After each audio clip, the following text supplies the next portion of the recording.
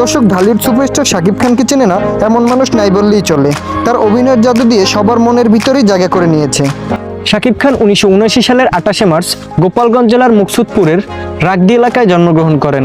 তার আসল নাম মাসুদ রানা। ছোটকালে পরিবারের সবাই তাকে এই নামেই ডাকত।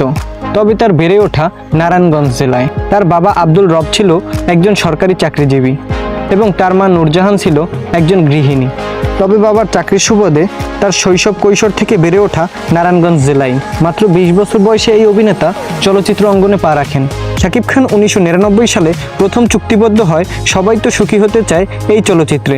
আফতাব খান টুলু পরিচিত এই চলচ্চিত্রে প্রথম ক্যামেরার সামনে দাঁড়িয়েছিলেন শাকিব খান। এরপর তাকে আর ফিরে তাকাতে হয়নি পিছনে। এরপর তিনি একের পর এক চলচ্চিত্র উপহার দিয়ে সবার মনে জায়গা করে নিয়েছেন এই অভিনেতা। তার উল্লেখযোগ্য চলচ্চিত্রগুলো হলো খোদার পরে মা, ভালোবাসলেই ঘর বাঁধা যায় না, টাইগার নাম্বার 1, আরও ভালোবাসবো তোমায়, প্রিয়া আমার প্রিয়া, হিরো দ্য সুপারস্টার ইত্যাদি। বলিউড সুপারস্টার শাহরুখ খানের যেরকম মান্নাত বাড়ি রয়েছে, তেমনি ঢালিউড সুপারস্টার শাকিব খানের রয়েছে জান্নাত বাড়ি, যেটি পুবাইলে অবস্থিত। বাড়িটি বর্তমানে শুটিং স্পট হিসেবেই ব্যবহৃত হয়।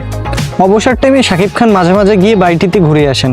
বর্তমানে বাংলাদেশ বাদে ভারতেও এই অভিনেতা সবার মনে জায়গা করে নিয়েছেন। দর্শক, ভিডিওটি ভালো লাগলে অবশ্যই চ্যানেলটি সাবস্ক্রাইব করে আমাদের পাশে থাকবেন এবং আরও নতুন নতুন ভিডিও দেখার আমন্ত্রণ রইল। ধন্যবাদ সবাইকে।